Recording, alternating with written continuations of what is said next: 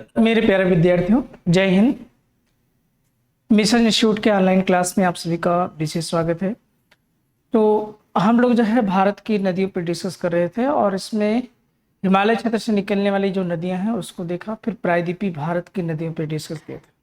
आज नदियों से रिलेटेड जो कुछ महत्वपूर्ण तथ्य हैं उन तथ्यों पर हम लोग जो है डिस्कस करेंगे। खासतौर से जैसे कौन सी नदी कहाँ से निकलती है, कहाँ गिरती है, उसकी कुछ महत्वपूर्ण सहायक नदियाँ।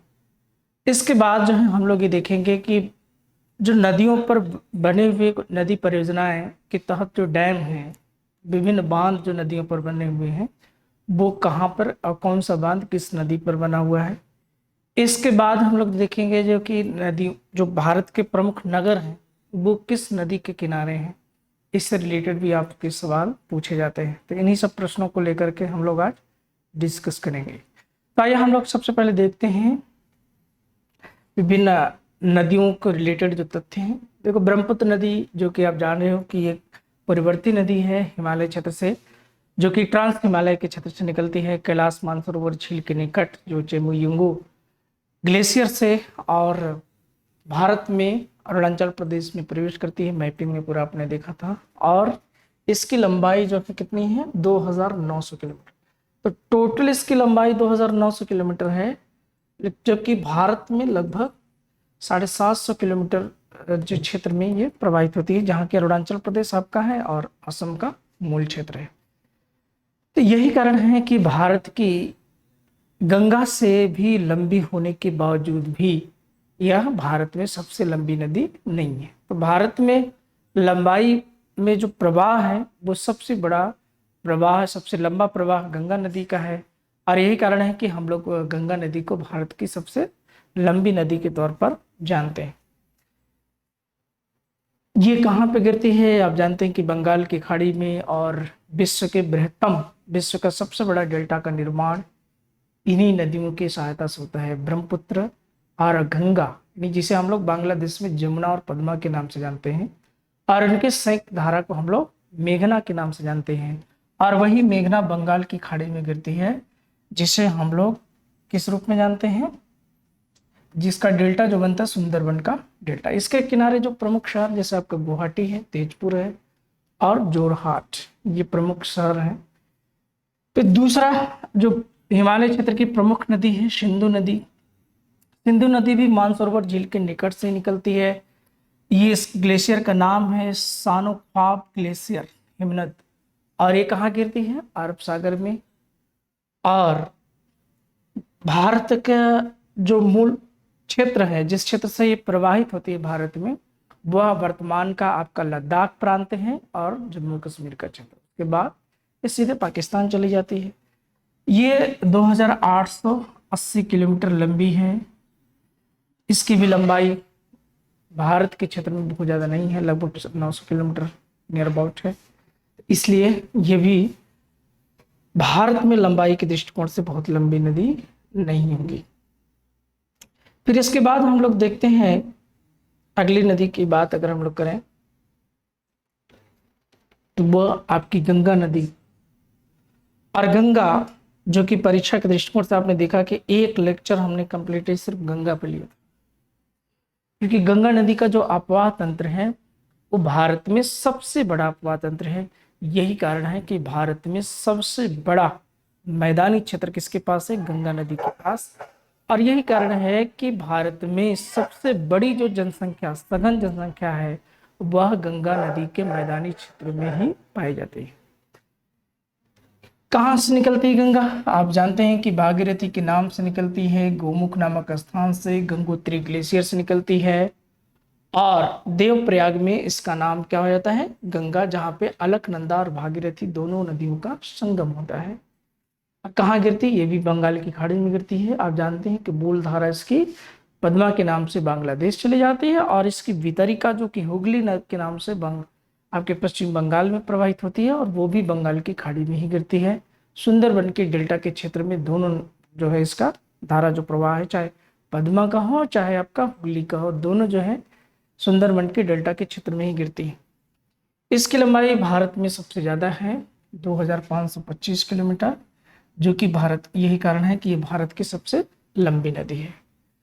फिर इसके बाद चिनाब नदी, ये भी आप जानते हैं कि ये सिंधु की सहायक नदी है और सिंधु की सबसे बड़ी सहायक नदी है चिनाब नदी, सबसे लंबी सहायक नदी है चिनाब नदी।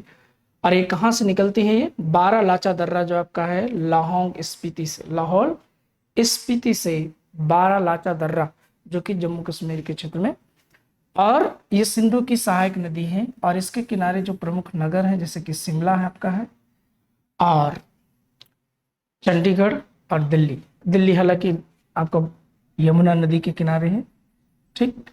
फिर इसके बाद इसकी लंबाई कितनी है? इसकी लंबाई है 1800 किलोमीटर, लेकिन ये जो है लगभग 50% हिस्सा इसका भारत में प्रवाहित होता है लंबाई के क्षेत्र में, और बाकी पाकिस्तान में।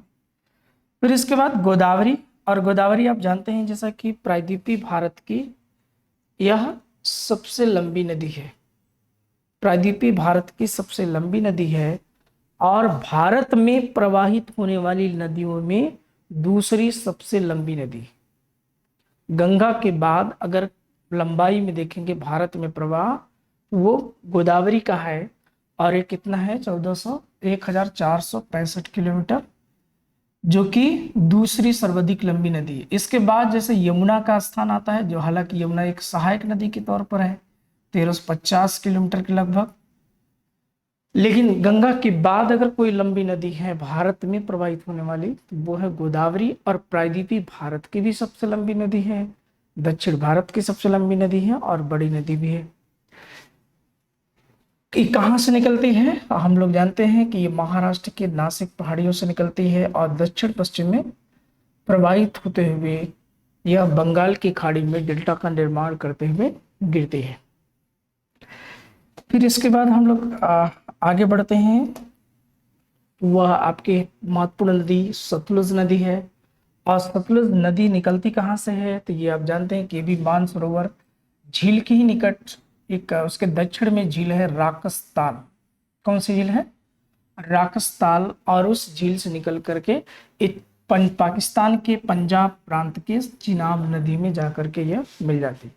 तो सतलुज जो है चिनाब की सहायक नदी है, झेलम भी चिनाब की सहायक नदी है, रावी भी चिनाब की सहायक नदी है, और ब्यास जो है सतलुज की सहायक नदी है। क्लियर? तो चिनाब मूल रूप से सिंधु में मिलती है और ये सभी नदियां चिनाब में जाकर के मिलती हैं।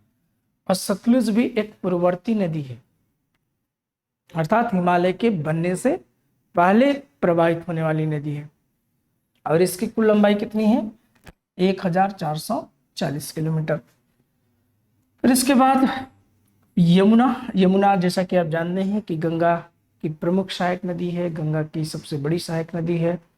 ये भी उत्तराखंड के उसी क्षेत्र से निकलती है जहां बंदरपुंछ नामक स्थान से, और यह किस ग्लेशियर से निकलती है? तो इस ग्लेशियर का नाम है यमुनोत्री ग्लेशियर। कौन सा ग्लेशियर है भाई? यमुनोत्री ग्लेशियर, उत्तराखंड के क्षेत्र से। इस पे जो प्रमुख नगर है आपका दिल्ली राष्ट्रीय राजधानी आपका है, फिर उसके बाद मथुरा है, आगरा है आपका, प्रयाग में तो संगम होता ही है गंगा का, और इसकी कुल लंबाई है 1375 किलोमीटर।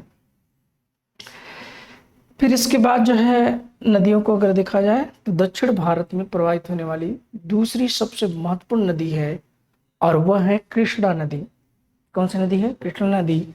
और दक्षिण भारत की दूसरी सबसे लंबी नदी भी है, पूरब दिशा में प्रवाहित होती है। और यह नदी कहाँ से निकलती है? तो महाराष्ट्र के महाबलेश्वर, कहाँ से? महाराष्ट्र में महाबलेश्वर की पहाड़ी से निकलती है, और यह बंगाल की खाड़ी में डेल्टा का निर्माण करते हुए गिरती है। इसके किनारे हालांकि हैदराबाद जो शहर है, हैदराबाद इसकी सहायक नदी है मूसी नदी। कौन सी नदी है? मूसी नदी। तो मूसी नदी के किनारे आपका हैदराबाद शहर बसा हुआ है। चेन्नई हालांकि इसके मुहाने से दूर है, किनारे इसके निकटवर्ती नहीं है इस समय। और इसकी लंबाई कितनी है? 1327 किलोमीटर। फिर इसके बाद अगर हम लोग देखें तो वो सबसे महत्वपूर्ण नदी जो उभर के आती है उड़ीसा के क्षेत्र में, जो कहीं प्रवाहित होती है, वह है महानदी। और महानदी कहाँ से निकलती है? ये भी मध्य प्रदेश के क्षेत्र से निकलती है, और सिंघावा के समीप पहाड़ी क्षेत्र से। और ये भी बंगाल की खाड़ी में डेल्टा का निर्माण करती गिरती है और उड़ीसा के क्षेत्र में इसका मुख्य प्रवाह है और इसकी कुल लंबाई है 1057 किलोमीटर। कितनी है? 1057 किलोमीटर। फिर इसके बाद घाघरा नदी, और घाघरा जानते हैं कि यह एक गंगा की प्रमुख सहायक नदी है। ये कहाँ से निकलती है? नेपाल के क्षेत्र से निकलती है और यहाँ पर जो ग्लेशियर है वह है मत्सा तुंग ग्लेशियर। और कहाँ पे? ये गंगा नदी की सहायक नदी है। इसके किनारे कुछ नगर है उत्तर प्रदेश के, जैसे कि फैजाबाद आपका है, अयोध्या है, गोंडा, सीतापुर, बहराइच का है। और इसकी कुल लंबाई जो है 1080 किलोमीटर है। फिर इसके बाद चंबल, चंबल जो कि यमुना की प्रमुख सहायक नदी है और ये मध्य प्रदेश के क्षेत्र में प्रवाहित होती है। कहाँ पे प्रवाहित होती है? मध्य प्रदेश के क्षेत्र में प्रवाहित होती है। और इसके किनारे जो मध्य प्रदेश का प्रमुख नगर है वह है इंदौर और इसकी कुल लंबाई है 960 किलोमीटर। दक्षिण भारत की गंगा कावेरी जो कि कर्नाटक के कुर्ग जिले से निकलती है। कहाँ से निकलती है? कर्नाटक के कुर्ग जिले से निकलती है और ब्रह्मगिरी पहाड़ी होते हुए बंगाल की खाड़ी में गिरती है तिरुचनापल्ली। इसकी कुल लंबाई कितनी है? 805 किलोमीटर।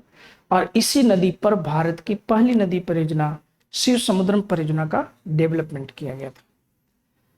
पश्चिम दिशा में प्रवाहित होने वाली भारत की जो सबसे महत्वपूर्ण नदी है वह है नर्मदा नदी। और नर्मदा नदी जो कि पश्चिम दिशा में प्रवाहित होने वाली सबसे बड़ी भी है, सबसे लंबी है और इसकी कुल लंबाई है 858 किलोमीटर। कहाँ से निकलती है ये?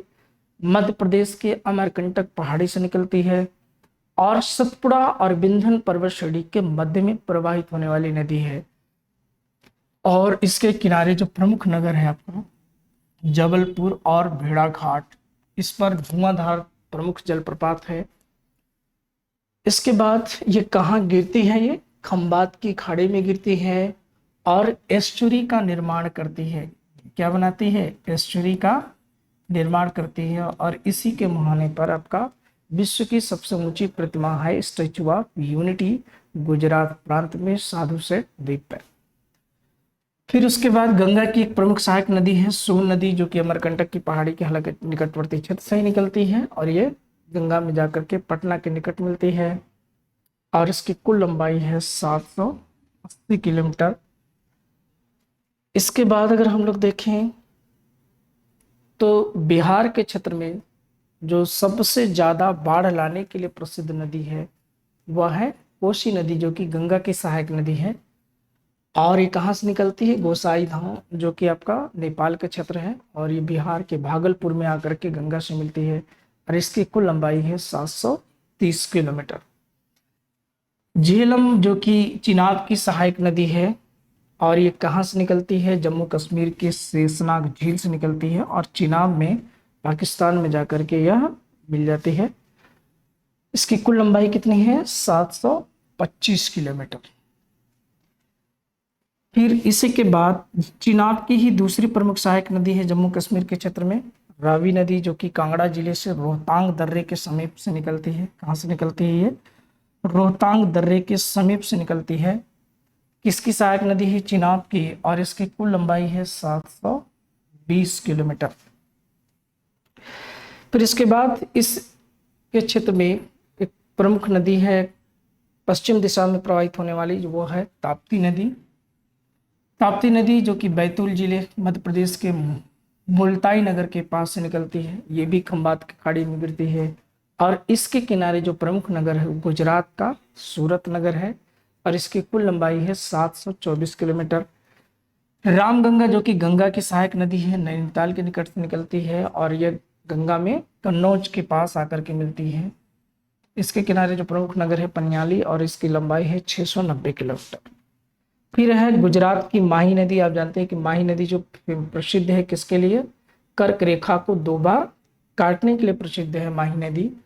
विंध्य पर्वत श्रेणी के क्षेत्र से निकलती है, खंबात की खाड़ी में गुजरती है, गुजरात में कर्क रेखा को 2 बार काटती है।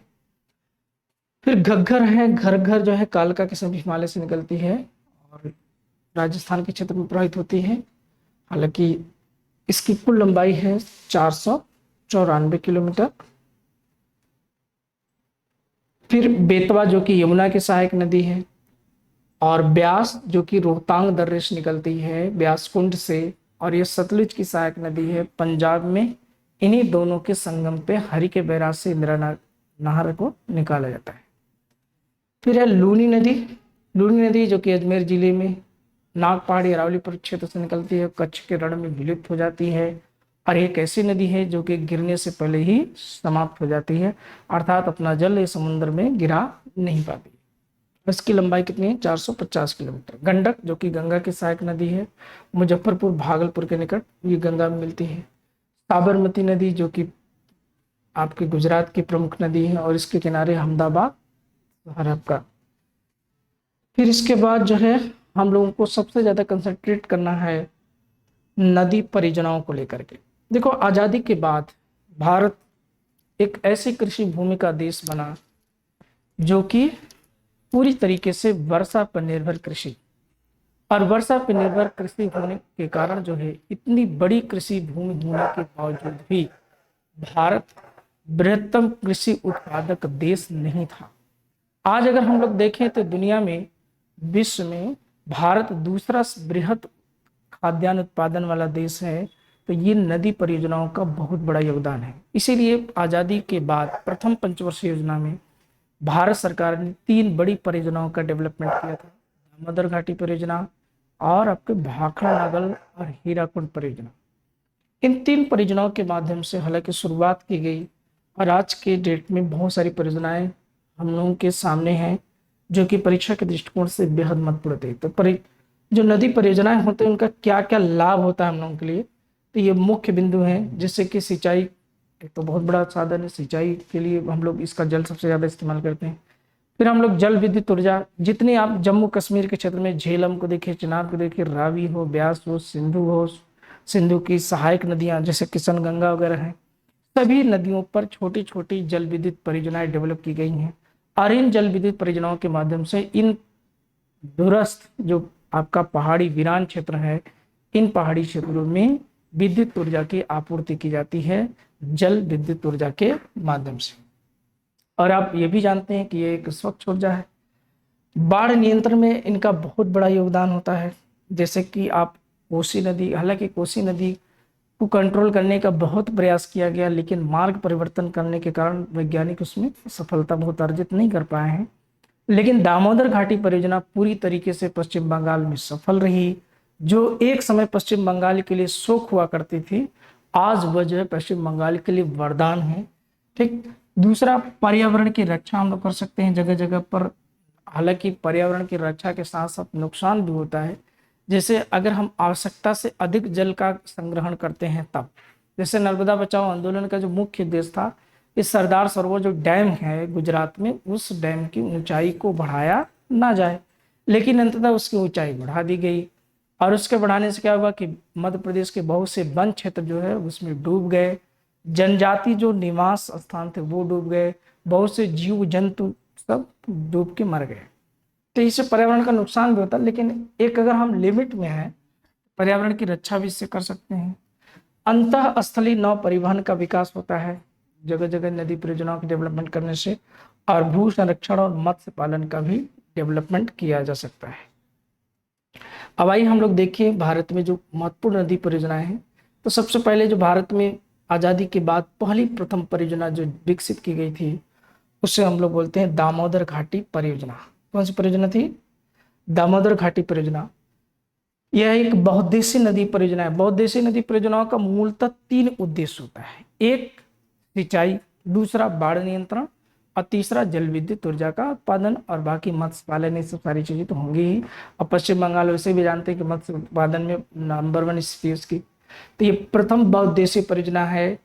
और इस परियोजना का जो मॉडल है, यह यूएसए के टेनेसी योजना, टेनेसी नदी वहां यूएसए की है, उस क्योंकि टेनेसी भी यूएसए के क्षेत्र में, मैक्सिको के क्षेत्र में काफी बाढ़ लाती, और इस बाढ़ नियंत्रण के साथ साथ सिंचाई के लिए यूटिलाइज करने के लिए जिस प्रकार से वहां पर परियोजना का डेवलपमेंट किया गया था, ठीक उसी मॉडल पर भारत में किया गया।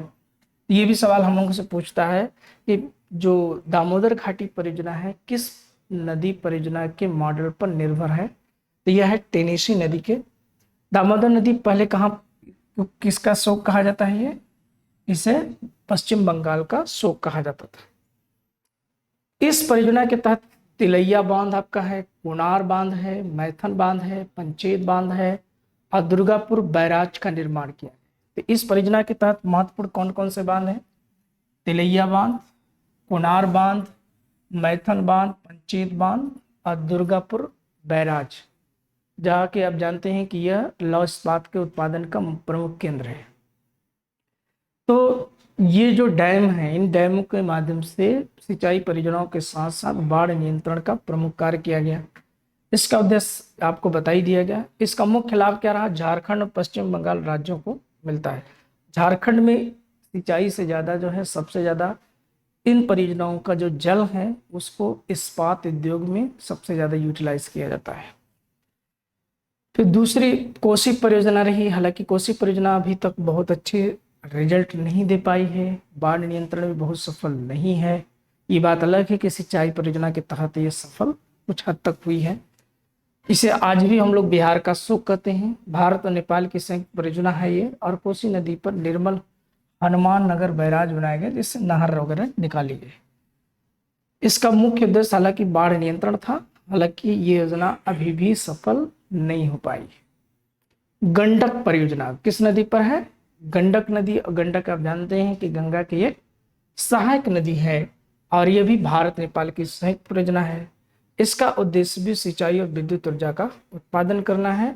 नेपाल, बिहार और उत्तर प्रदेश को, तो 2 राज्यों को लाभ होता है, बाकी नेपाल के में जो तराई के क्षेत्र हैं उसको भी लाभ मिलता है।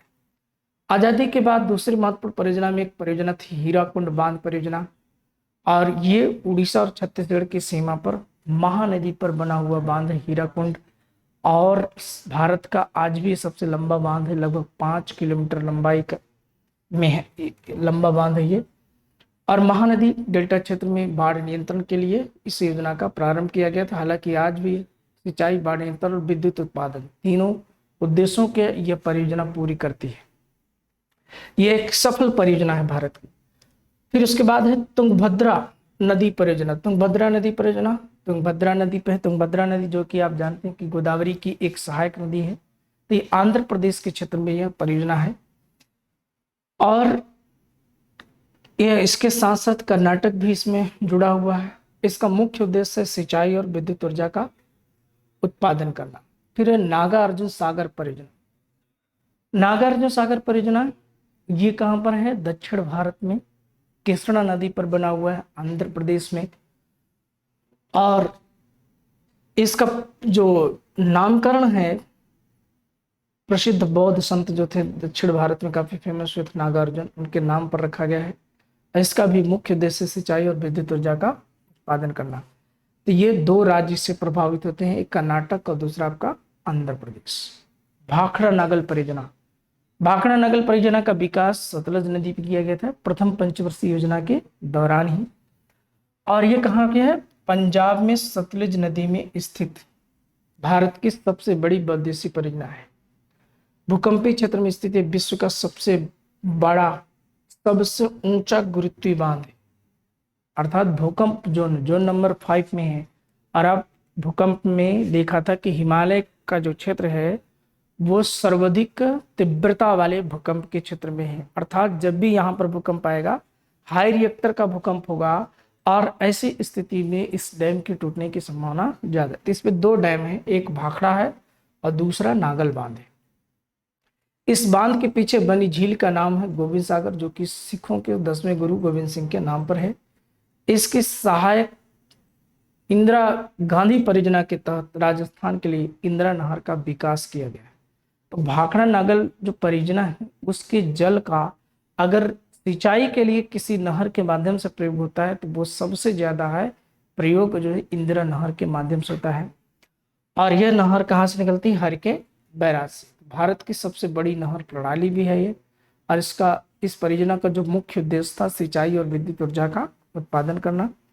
ये पंजाब, हिमाचल प्रदेश, राजस्थान, हरियाणा, इन 4 राज्यों को यह लाभान्वित करती। तो हिमाचल प्रदेश जो है विद्युत ऊर्जा से लाभान्वित होता है, जबकि सिंचाई के दृष्टिकोण से देखा जाए तो पंजाब, आपका राजस्थान और हरियाणा ये सिंचाई से लाभान्वित होते हैं।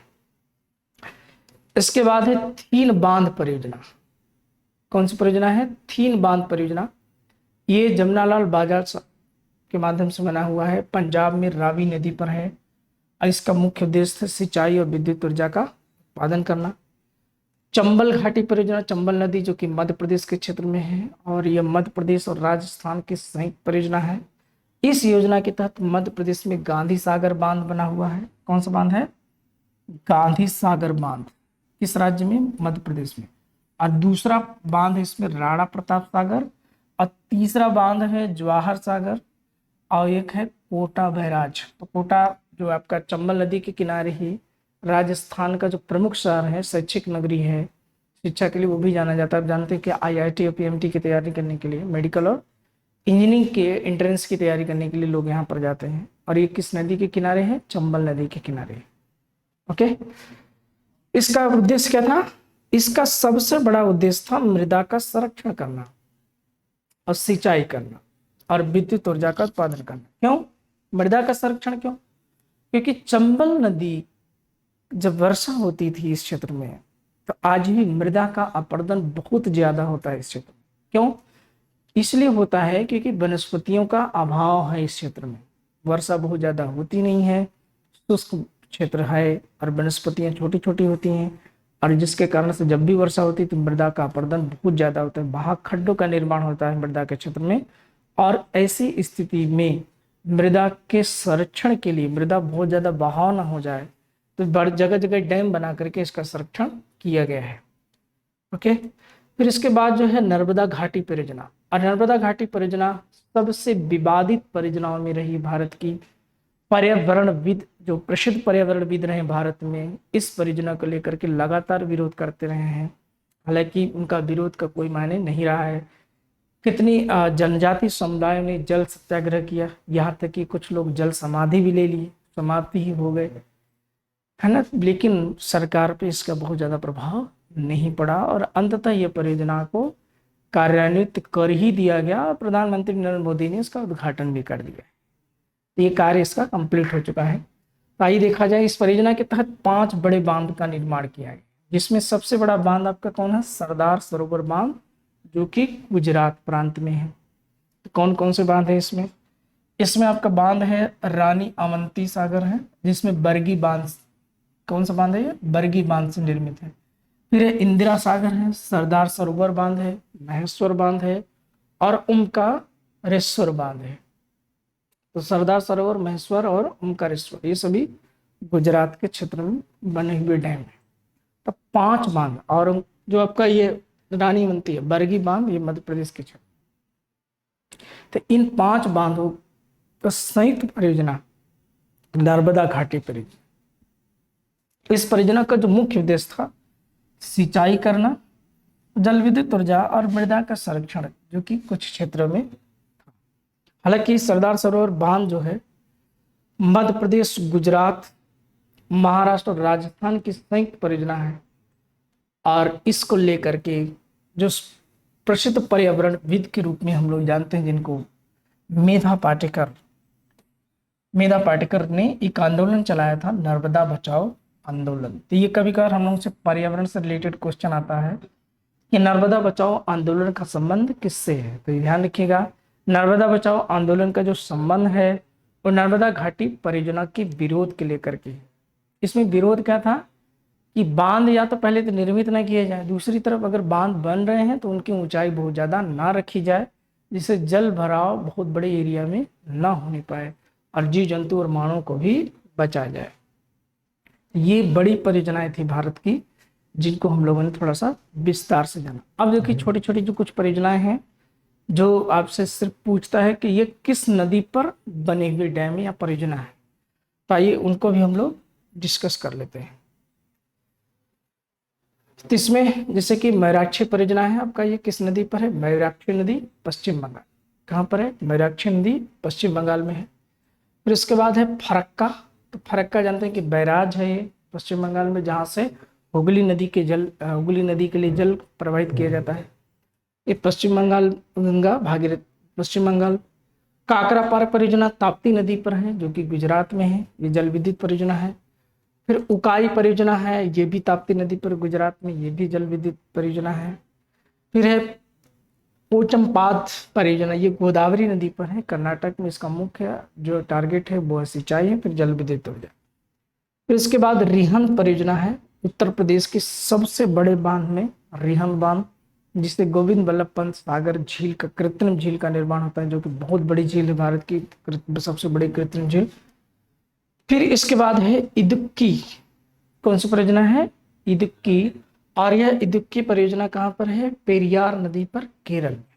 किस प्रांत में है? केरल, पेरियार नदी।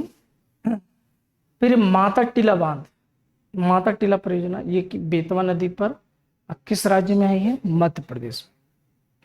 फिर है जायकवाड़ी परियोजना, ये गोदावरी नदी पर है, महाराष्ट्र के क्षेत्र में। फिर इसके बाद नाप्ता झाकरी, नाप्ता झाकरी एक जल विद्युत परियोजना है जो कि सतलुज नदी पर बना हुआ है, हिमाचल प्रदेश में। फिर इसके बाद है मचकुंड परियोजना, जो कि मचकुंड नदी उड़ीसा और आंध्र प्रदेश के क्षेत्र में, गोदावरी की ये उप सहायक नदी है। फिर तुलबुल परियोजना, कौन सा परियोजना है? तुलबुल परियोजना, जो कि झेलम नदी पर है, जम्मू कश्मीर के क्षेत्र में। फिर है दुलहस्ती, वो भी तुलबुल क्या है? जल विद्युत परियोजना। दुलहस्ती परियोजना, ये भी एक जल विद्युत परियोजना है, चिनाब नदी पर, जम्मू एंड कश्मीर के क्षेत्र में। किस क्षेत्र में? जम्मू और कश्मीर के क्षेत्र में।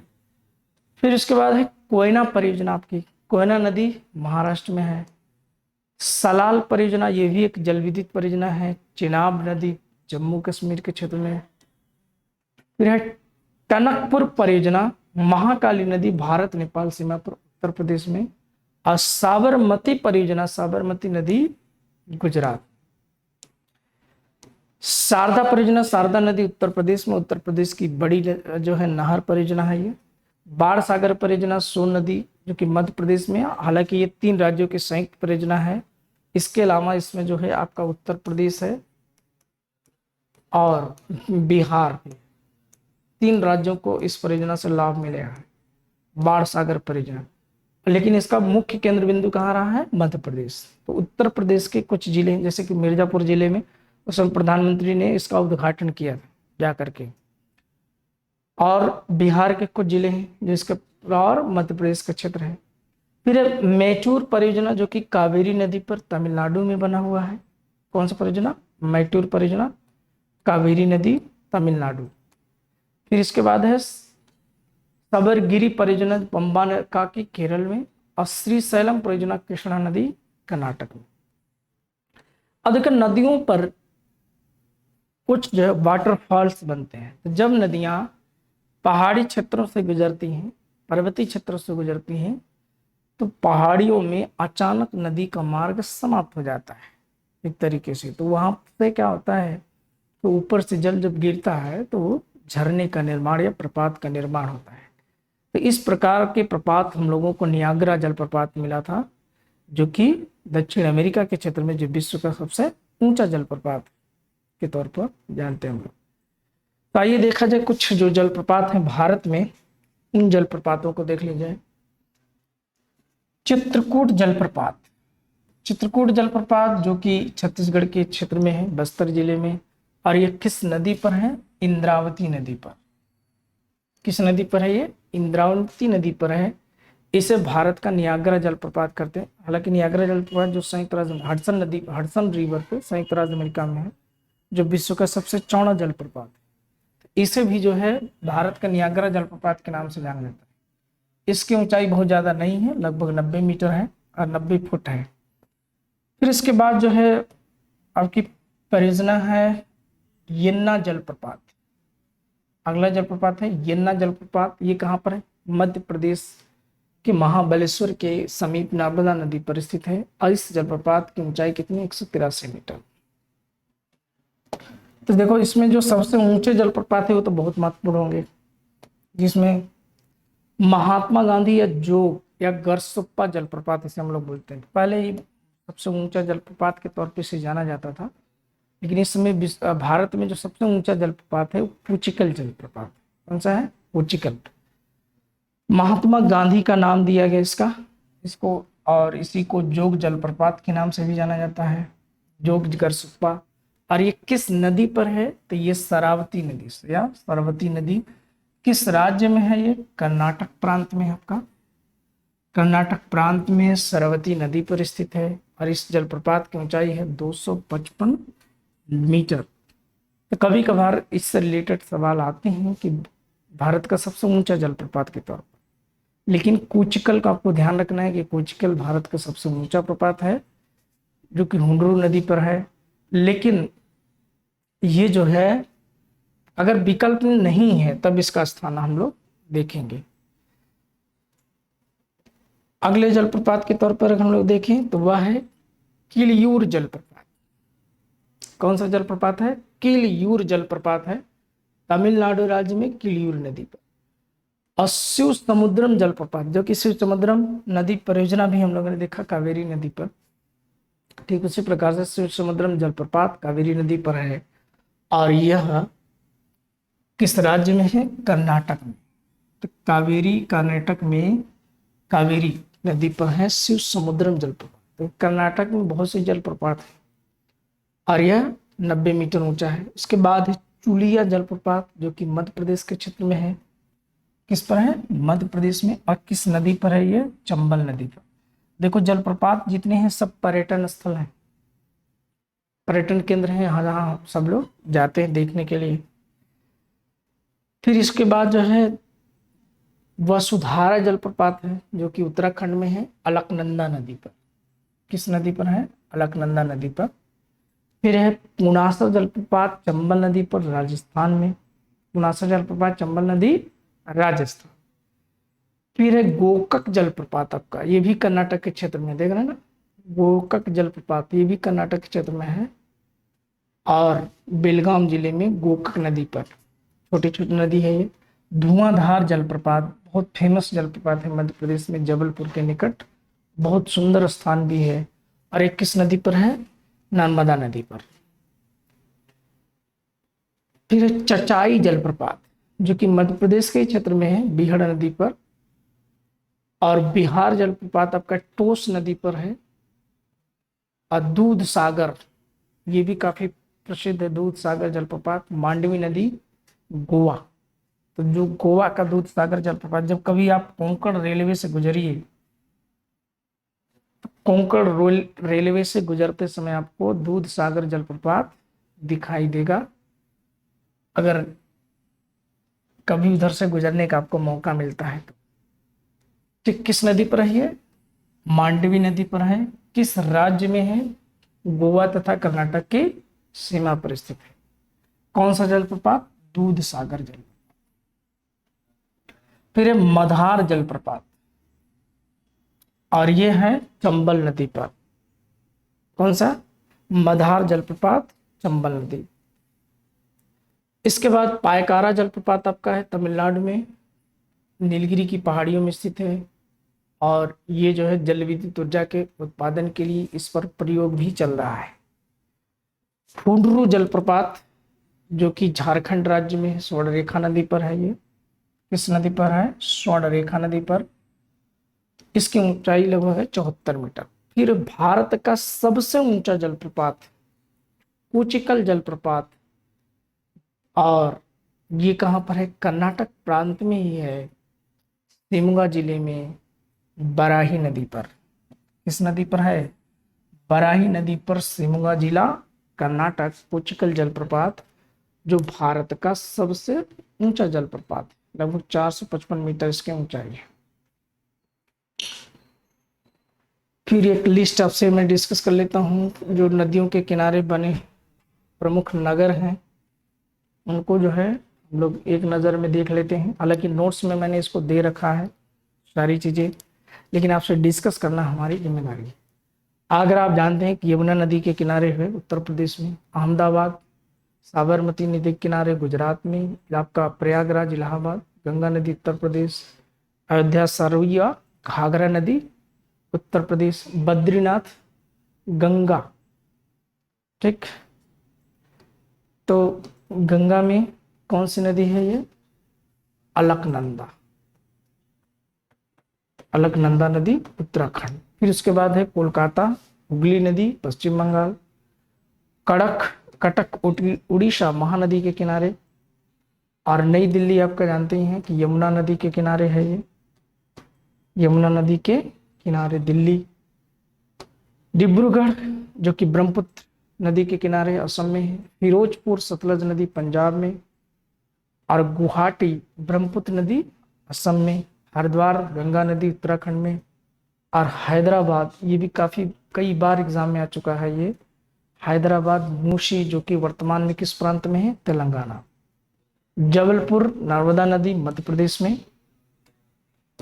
इसके बाद आपका है कानपुर गंगा नदी उत्तर प्रदेश, कोटा चंबल नदी राजस्थान, जौनपुर गोमती नदी उत्तर प्रदेश, पटना गंगा नदी बिहार, राजमुंदरी गोदावरी नदी आंध्र प्रदेश। फिर है आपका श्रीनगर झेलम नदी जम्मू कश्मीर, सूरत ताप्ती नदी गुजरात, सूरत किस नदी किनारे, ताप्ती नदी गुजरात, तिरुचिरापल्ली कावेरी नदी तमिलनाडु, तिरुचिरापल्ली किस नदी किनारे है, कावेरी। फिर आपका है वाराणसी गंगा आपका उत्तर प्रदेश, विजयवाड़ा आपके साउथ की फिल्में अगर आप देखेंगे तो सबसे ज्यादा अगर किसी लोकेशन का नाम आता है तो विजयवाड़ा, और यह एग्जाम में कई बार पूछ लिया भी गया। तो ये किस नदी किनारे है, कृष्णा नदी के किनारे आंध्र प्रदेश। बड़ोदरा आपका है विश्वामित्री गुजरात, मथुरा यमुना नदी उत्तर प्रदेश, औरैया यमुना नदी उत्तर प्रदेश, इटावा यमुना नदी उत्तर प्रदेश, और बंगलोर जो है वृषभ भावती नदी कर्नाटक में है। लेकिन बंगलोर एक बड़े जल संकट की ओर बढ़ रहा है, और आने वाले समय में भारत के विभिन्न जो महानगर हैं उन महानगरों की भी ऐसी ही स्थिति होने वाली है। तो नदियां जल आपूर्ति अब करने में सक्षम नहीं है, क्योंकि आधुनिक जीवन शैली इतना ज्यादा जल का उपभोग करती है जिसकी कोई सीमा नहीं है। और आज पेयजल का संकट हैदराबाद में बहुत ज्यादा है, और चूंकि यहाँ का जो वाटर लेवल डाउन तो है ही, साथ साथ बहुत ही प्रदूषित जल है, भूमिगत जल, और खारा जल भी है, जगह जगह पे नमकीन जल मिलता है, जिसके कारण से पीने योग्य जल नहीं है। और इसलिए इन शहरों के लिए बाहर से जल आपूर्ति की जाती है। कब तक कितना किया जाएगा, एक बहुत बड़ा जल संकट है। फिर फर्रुखाबाद जो कि गंगा नदी किनारे उत्तर प्रदेश में, फतेहगढ़ आपका है गंगा नदी किनारे उत्तर प्रदेश में, और कन्नौज गंगा और रामगंगा ये दोनों के संगम पर है उत्तर प्रदेश में। मंगलौर शहर आपका, मंगलौर किस में है, नेत्रावती कर्नाटक में। शिमोगा तिंगा नदी कर्नाटक में, शिमोगा किस नदी किनारे है, तुंगा नदी कर्नाटक में। तुंगा और भद्रा दोनों मिलती हैं तो तुंगभद्रा, तो एक नदी है तुंगा, एक है भद्रा, ठीक, और दोनों आगे उसी के नाम से जानी जाती हैं, तुंगभद्रा, जो कि गोदावरी की सहायक नदी। फिर भद्रावती भद्रा नदी किनारे, होसपेट तुंगभद्रा कर्नाटक, कारवार काली कर्नाटक, बागलकोट घाट प्रभा कर्नाटक के क्षेत्र में, होन्नवार श्रावस्ती कर्नाटक के क्षेत्र में। फिर एक ग्वालियर आपका मध्य प्रदेश का एक प्रमुख नगर है ग्वालियर, जो किस नदी किनारे है, चंबल नदी के किनारे, और ये किस राज्य में, मध्य प्रदेश। आपका शहर उत्तर प्रदेश का गोरखपुर राप्ती नदी उत्तर प्रदेश, और लखनऊ राजधानी ही आप सब जानते हैं कि गोमती नदी उत्तर प्रदेश। कानपुर छाव ये जो है गंगा नदी, शुक्लागंज गंगा उत्तर प्रदेश, चकेरी आपका है गंगा नदी। फिर मालेगांव है मिरना नदी महाराष्ट्र में, महाराष्ट्र का एक नगर है मालेगांव, किस नदी के किनारे है, गिरना। संबलपुर आपका है महानदी उड़ीसा में। राउरकेला आप जानते हैं कि लौह इस्पात का उत्पादन का एक प्रमुख औद्योगिक नगर है भारत का राउरकेला, और ये किस नदी के किनारे है, ब्राह्मणी नदी के किनारे, किस राज्य में है, उड़ीसा में।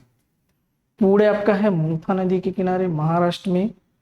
दमन गंगा नदी दमन, और मदुरै वैगई नदी तमिलनाडु। तिरुचिरापल्ली कावेरी नदी तमिलनाडु।